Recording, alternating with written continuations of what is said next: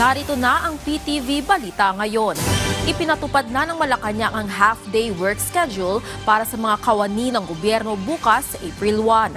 Base sa memorandum na inilabas ang palasyo, work-from-home setup na simula alas 8 ng umaga hanggang alas 12 ng tanghali.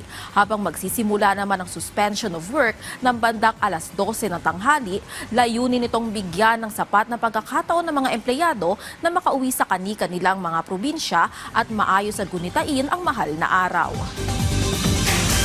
Nananawagan ng Land Transportation Franchising and Regulatory Board na manatiling kalmado at pairali ng disiplina ngayong Semana Santa. Ayon kay LTFRB Chairman Vigor Mendoza II, mahalagang iwasan ang road rage dahil nakasalalay sa mga driver ang kaligtasan ng mga pasahero.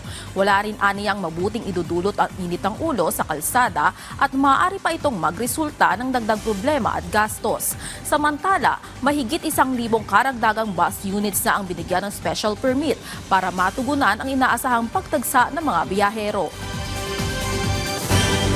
At yan ang mga balita sa oras na ito.